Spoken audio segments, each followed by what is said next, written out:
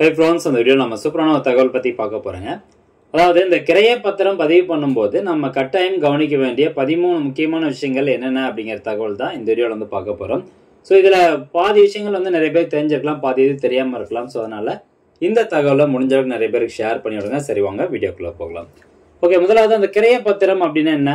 ஒரு நிலத்தை ஒருத்தர்கிட்ட வாங்கி பணம் கொடுத்து வாங்கி நம்மளுடைய பெயருக்கு மாற்றுவதற்காக போடப்படக்கூடிய ஒரு பத்திரம் தான் வந்து கிரைய பத்திரம். அந்த ஆவணத்தினுடைய பெயர் தான் கிரைய பத்திரம் அப்படின்னு சொல்லுவோம். இந்த கிரைய பத்திரத்தை நாமலாம் வந்து ஒரு ஸ்டாம்ப் டியூட்டி பேப்பர் இருக்கும், முத்திரைத்தாள் பேப்பர் இருக்கும். ஸோ அந்த பேப்பரில் இவர்கிட்ட வாங்கணும், இவ்வளோ இடம் வாங்கணும், ஸோ இதுக்கு முன்னாடி வந்து இந்த சொத்து இவர்கிட்ட இருந்தது அப்படிங்கிற மாதிரி நிறைய டீட்டெயில்ஸ் இன்ஃபர்மேஷன் எல்லாம் போட்டு அந்த முத்திரைத்தாளை கொண்டு போய் நம்ம சார் பதிவாளர், அதாவது சப் ரெஜிஸ்டர் ஆஃபீஸ் அப்படின்னு சொல்லுவாங்க இல்லைங்களா, ஸோ அவங்ககிட்ட கொடுத்து அந்த பத்திரத்தை வந்து பதிவு பண்ணுறோம். ஸோ பதிவு பண்ணி கொடுத்துருவாங்க. அதுக்கு பேர் வந்து கிரைய பத்திரம் அப்படின்னு சொல்லுவாங்க. அதே மாதிரி இந்த கிரைய பத்திரம் பதிவு பண்ணும்போது பார்த்தீங்கன்னா வாங்குறவங்க சைடில் இருந்து சரி, விற்கிறவங்க சைடில் இருந்து சரி, இந்த சாட்சிகள் முன்னிலையில் தான் அந்த சப் ரெஜிஸ்டர் ஆஃபீஸில் அந்த கிரைய பத்திரம் வந்து பதிவு பண்ணி கொடுப்பாங்க. ஏன்னா சாட்சிகள் வந்து கையெழுத்து போடணும். ஸோ இதெல்லாம் தாண்டியும் அந்த கிரைய பத்திரம் பதிவு பண்ணும்போது ஒரு சில தகவல் வந்து நம்ம மிஸ் பண்ணிடுவோம். அது பின்னாடி ஃபியூச்சரில் வந்து பார்த்தீங்கன்னா அந்த சொத்தோ அல்லது அந்த நிலத்தையோ நம்ம விற்கும் போது நம்மளுக்கு வந்து பிரச்சனை வரும். ஸோ அப்போது நம்ம கிரைம் பண்ணும்போது முக்கியமாக கவனிக்க வேண்டிய விஷயங்கள் என்னென்ன அப்படின்னு பார்க்கலாம். முதலாவதாக எழுதி கொடுப்பவரின் பெயரும் மற்றும் இனிஷியல், அதே மாதிரி அவருடைய அடையாள அட்டை, ஆதார் கார்டு, பேன் கார்டு இந்த மாதிரி இருக்கும். தென் அந்த சொத்தினுடைய பட்டா, இபி கனெக்ஷனு, அதே மாதிரி முன்பத்திரம் மற்றும் இதர ஆவணங்களில் உள்ளது போலவே பத்திரத்தில் எழுதப்பட்டுள்ளதா என பார்க்க வேண்டும். ஸோ அவருடைய பெயர், இனிஷியல் எல்லாம் அவருடைய ப்ரூஃபில் எப்படி இருக்கோ அதே மாதிரியே வந்து பத்திரத்துலையும் எழுதியிருக்காங்களா அப்படிங்கிறத செக் பண்ணிக்குவாங்க. ரெண்டாவதா, எழுதி கொடுப்பவர் ஏற்கனவே முன்வாங்கிய கிரைய பத்திரத்தில் உள்ள அவரின் முகவரியும் தற்போது இருக்கும் முகவரியும் ஒன்றா என்று பார்க்க வேண்டும். இரண்டும் வேறு வேறு முகவரி என்றால் இரண்டு முகவரியும் இப்போது எழுதுகிற கிரைய பத்திரத்தில் காட்ட வேண்டும். இது நிறைய பேருக்கு தெரியாமல் இருக்கும்.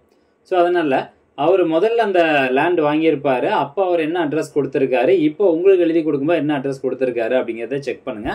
ஸோ ரெண்டு அட்ரஸும் வேற வேறன்னா ரெண்டு அட்ரஸையுமே இப்போ நீங்கள் வாங்க போகிற அந்த நிலத்தினுடைய அந்த பத்திரத்தில் கண்டிப்பாக எழுதியிருக்கணும் அப்படிங்கிறது தான் முக்கியமான தகவல். மூன்றாவதாக பார்த்தீங்கன்னா, கிரயம் எழுதி வாங்குபவரும் தன்னுடைய பெயர், இனிஷியல், முகவரி ஆகியவை அடையாள அட்டையுடன் பொருந்தும்படி பிழையில்லாமல் இருக்கிறதா என்று பார்க்க வேண்டும். ஸோ நம்ம ஒரு ப்ராப்பர்ட்டி வந்து வாங்க போகிறோம். ஸோ நம்மளுடைய நேமு, அட்ரஸ், இதெல்லாம் டீட்டெயில்ஸும் நம்மளுடைய ஐடென்டி கார்டில் இருக்கிற மாதிரி செக் பண்ணிக்கணும், கரெக்டாக இருக்கிற மாதிரி செக் பண்ணிக்கணும். அதே மாதிரி கிரயம் எழுதி கொடுப்பவருக்கு சொத்து எப்படி வந்தது, இப்போ நீங்கள் யார்கிட்ட வாங்குறீங்களோ அவங்க வந்து அந்த சொத்து அவருக்கு எப்படி வந்துச்சு அப்படிங்கிறத அந்த பத்திரத்தில் கண்டிப்பாக எழுதியிருக்கணும் அப்படின்னு சொல்கிறாங்க. இப்போ உதாரணத்துக்கு பார்த்தீங்கன்னா, அவர் வேற ஒரு நபர்கிட்ட வந்து கிரைம் பண்ணி வாங்கியிருக்கலாம், அல்லது அவங்களுடைய பெற்றோர்கள் குடும்பத்தார்களிடமிருந்து அவருக்கு அந்த செட்டில்மெண்ட் மூலமாகவோ, பாகப்பிரிவினை மூலமாகவோ, அல்லது விடுதலை பத்திரம் மூலமாகவோ அவருக்கு அந்த சொத்து கிடச்சிருக்கலாம், அல்லது தானம் பத்திரம் மூலமாக கூட அவருக்கு அந்த சொத்து கிடச்சிருக்கலாம், அல்லது ஏலத்து மூலமாக அந்த சொத்து எடுத்திருக்கலாம், அல்லது பூர்வீக பட்டாப்படி அந்த நிலத்துக்கு ஒரு சொந்தமானதாக இருக்கலாம். ஸோ இந்த மாதிரி எந்த வகையில் அவருக்கு அந்த சொத்து கிடைச்சது அப்படிங்கிறத உங்களுடைய பத்திரத்தில் கண்டிப்பாக அவர் குறிப்பிடணும் அப்படின்னு சொல்கிறாங்க. மேலும் பார்த்தீங்கன்னா, கிரயம் எழுதி கொடுப்பவருக்கு யார் மூலம் சொத்து வந்தது என எழுதுவது மட்டும் இல்லாமல் அவருக்கு முன் கிரயம் பெற்றவருக்கு யார் மூலம் சொத்து வந்தது என்று நதி மூலம் அல்லது ரிஷி மூலம் பார்த்து அனைத்து லிங்க் டாக்குமெண்ட்டையும் வரலாறாக தற்போதைய கிரைய பத்திரத்தில் எழுதுவது மிக சிறப்பானதாகும். அவருக்கு முன்னாடி அந்த நிலம் அவருக்கு எப்படி வந்துச்சு அப்படிங்கிற டீட்டெயில்ஸ் மேக்சிமம் வந்து கிடைக்கிறது சிரமம், பட் அந்த மாதிரி இருந்துச்சு அப்படின்னா ரொம்பவே நல்லது அப்படின்னு சொல்கிறாங்க. அடுத்தது 6வது பாயிண்ட் பாருங்க. கிரயம் நிச்சயித்த உண்மை தொகை எழுத வாய்ப்பு இருந்தால் தெளிவாக எழுதுங்கள் அப்படின்னு சொல்கிறாங்க. அல்லது வழிகாட்டி மதிப்பு தொகை எழுதினாலும் எழுதலாம். ஸோ மேக்சிமம் வந்து கிரயம் நிச்சயிக்கும் போது, இப்போ ஒரு ப்ராப்பர்ட்டி நீங்கள் ஒருத்தட்ட வாங்குறீங்க, அது ஒரு 30 லட்சம் அப்படின்னா நம்ம கிரைம் பண்ணும்போது அது ஒரு 6 லட்சம் 7 லட்சம் தான் வந்து கிரைம் பண்ணுவோம். ஸோ அதனால் அந்த உண்மை தொகை யாரும் வந்து எழுத மாட்டாங்க மேக்ஸிமம். அப்படி எழுதுறது மாதிரி இருந்தால் சிறப்பு. அப்படி எழுதுறீங்க அப்படின்னா, எழுத முடியல அப்படிங்கும்போது அந்த வழிகாட்டி மதிப்பு படிக்கு தான் கிரையம் வந்து பண்ணுவாங்க. அந்த வழிகாட்டி மதிப்புப்படி நீங்கள் அமௌண்ட்டு அவருக்கு எப்படி கொடுத்தீங்க, பேங்க் மூலமாக கொடுத்தீங்களா, கையில் கேஷாக கொடுத்தீங்களா, டிடி எடுத்து கொடுத்தீங்களா அப்படிங்கிறத இந்த பத்திரத்தில் நீங்கள் தெளிவாக குறிப்பிடணும். அது ரொம்பவே ஹெல்ப்ஃபுல்லாக இருக்கும் அப்படின்னு சொல்கிறாங்க. அதே மாதிரி சர்க்கார் வரி வகைகள் முழுவதும் கட்டியாயிடுச்சா, அந்த லேண்டு அல்லது அந்த ப்ராப்பர்ட்டி டேக்ஸ் வந்து ஃபுல்லாக வந்து கட்டிட்டீங்களா, சொத்து சம்பந்தமான அசல் நகல் ஆவணங்களை ஒப்படைத்து விட்டேன், அதே மாதிரி எதிர்காலத்தில் பிழை இருந்தால் அல்லது வேறு ஏதாவது பத்திரம் இந்த சொத்து பற்றி எழுதி கொடுக்க சொன்னால் கைமாறு எதிர்பார்க்காமல் எழுதி கொடுக்கின்றேன் என்று கிரைய பத்திரத்தில் உறுதி அளித்து இருக்க வேண்டும். யார்கிட்ட வந்து சொத்து வாங்குறீங்களோ அவர் வந்து கட்டாயமாக இதை உறுதி அளிச்சிருக்கணும் அப்படின்னு சொல்கிறாங்க. ஏன்னா லேண்டு ப்ராப்பர்ட்டி டேக்ஸ் வந்து கட்டாமல் கூட இருப்பாங்க. ஸோ அந்த மாதிரிலாம் வந்து பிரச்சனைகள் வந்துடக்கூடாது ஃப்யூச்சரில். இன்கேஸ் அவர் வந்து எழுதி கொடுக்கும்போது ஏதாவது பத்திரத்தில் பிழையாக எழுதி கொடுத்துட்டார் அப்படின்னா அதுக்கு அவர் எந்த ஒரு சார்ஜஸும் வாங்காமல் அவரே வந்து பத்திரத்தை மாற்றி கொடுத்துட்றேன் அப்படிங்கிற மாதிரி ஒரு டிக்ளரேஷன் இருக்கணும். அது யார் கொடுக்கணும் அப்படின்னா அந்த ப்ராப்பர்ட்டி விற்கிறவங்க கிட்ட அந்த டிக்ளரேஷன் நம்ம வாங்கியிருக்கணும். அந்த டிக்ளரேஷனுக்கான ஸ்டேட்மெண்ட் வந்து கிரைம் பண்ண போகிற அந்த பத்திரத்துலையும் இருக்கணும், கண்டிப்பாக இருக்கணும்னு சொல்கிறாங்க. அதே மாதிரி சொத்து விவரத்தில் மிக தெளிவாக மாவட்டம், வட்டம், கிராமம், புலையன் உட்பட அனைத்தையும் தெளிவாக குறிப்பிட்டிருக்க வேண்டும். தெருவோ கதவு எண்ணோ இருந்தால் நிச்சயம் குறிப்பிட்டிருக்க வேண்டும். மின் இணைப்பு இருந்தால் மின் இணைப்பு எண், நிலத்தின் பட்டா எண், புதிய சர்வே எண், பழைய சர்வே எண், அதே மாதிரி பட்டாப்படி சர்வே எண் தெளிவாக எழுதியிருக்க வேண்டும். இதெல்லாம் ரொம்ப முக்கியம். இபி கனெக்ஷன் நம்பர் எழுதுறது, பழைய பட்டா நம்பரு, புதிய பட்டா number, survey number, subdivision number, அந்த வீடாக இருந்தால் அதுக்கான டோர் நம்பரு, இதெல்லாமே கண்டிப்பாக இருக்கணும்.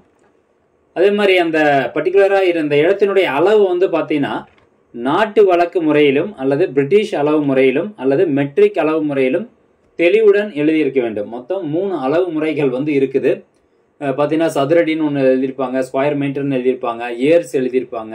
ஸோ இந்த மாதிரி இந்த அளவுகள் எல்லாமே பார்த்தீங்கன்னா இந்த 3 முறையிலும் தெளிவாக எழுதியிருக்கணும் அப்படின்னு சொல்கிறாங்க. அது வந்து பத்திரத்தில் கண்டிப்பாக இருக்கணும். அதுக்கு ஏற்ற மாதிரி நீங்கள் செக் பண்ணிக்கோங்க. 10வது பாயிண்ட் பாருங்கள். கிரைய சொத்தை சுற்றி இருக்கும் 4 பக்கங்களில் இருக்கின்ற சொத்துக்களை சிறு அளவு பிழை இல்லாமல் அடையாளப்படுத்த வேண்டும். 4 பக்கங்களில் இருக்கின்ற நீள அகல அளவுகளை தெளிவுடன் குறிப்பிட்டிருக்க வேண்டும். நம்மளுடைய ப்ராப்பர்ட்டி சுற்றி மற்றவங்களோட நிலம் இருக்கும். ஸோ அந்த நிலத்தினுடைய டீட்டெயில்ஸும் பார்த்தீங்கன்னா தெளிவாக இருக்கணும் அப்படின்னு சொல்லியிருக்கிறாங்க. அப்போ தான் நாளைக்கு ஏதாவது பிரச்சனைன்னா இந்த இன்னாரோட நிலத்து பக்கத்தில் தான் எங்களோட நிலம் அப்படிங்கிறத சொல்கிறதுக்கான ஒரு ஆவணமாக தான் இந்த டீட்டெயில்ஸ் வந்து எழுத சொல்கிறாங்க. நெக்ஸ்ட் பாருங்கள். பத்திரத்தின் எல்லா பக்கங்களிலும் எழுதி கொடுப்பவர் கையொப்பமிட்டிருக்கிறார்களா என்று சோதனையிட வேண்டும். எழுதி கொடுப்பவர் தரப்பின் சாட்சிகள் பெயர் மற்றும் முகவரியுடன் கையொப்பமிட்டிருக்கிறார்களா என்று சரிபார்க்க வேண்டும். அதே மாதிரி தேவையான பட்டா, வரைபடம், அடையாள அட்டை நகல்கள் பத்திரத்துடன் இணைக்கப்பட்டுள்ளதா, அதில் எழுதி கொடுப்பவர் கையொப்பமிட்டிருக்கிறார்களா என்று கட்டாயம் பார்க்க வேண்டும். தென் கடைசியாக பாருங்கள். முத்திரைத்தாள்கள் சரியாக வாங்கியிருக்கிறோமா, பதிவு கட்டணம் டிடி சரியாக எடுத்துள்ளதா, ஆவண எழுத்தர் அல்லது வக்கீல் ஆவணம் தயாரித்தவர் என்று கையொப்பமிட்டிருக்கிறார்களா என்று சரியாக பார்க்க வேண்டும். இந்த 13 பாயிண்ட்ஸும் கட்டாயமாக நீங்கள் செக் பண்ணிக்கோங்க. ஒரு சொத்தோ அல்லது நிலத்தை வந்து நீங்கள் கிரயம் பண்ண போகிறீங்க அப்படின்னா, கிரயம் நம்ம காசு கொடுத்து வாங்குறது நம்ம தான் காசு கொடுத்து வாங்குகிறோம். அதனால் பொறுமையாக அந்த டீட்டெயில்ஸ் எல்லாமே செக் பண்ணி பார்த்துக்கோங்க. இதெல்லாம் பத்திரத்தில் இருந்துச்சுன்னா பின்னாடி நம்மளுக்கு எந்த பிரச்சனையும் வராது. ஸோ அதனால தான் இதெல்லாம் செக் பண்ண சொல்கிறாங்க. இந்த தகவல் முடிஞ்சவங்க நிறைய பேருக்கு ஷேர் பண்ணுங்கள். மீண்டும் அடுத்து ஒரு நல்ல பதிவில் சந்திக்கலாம். நன்றி, வணக்கம்.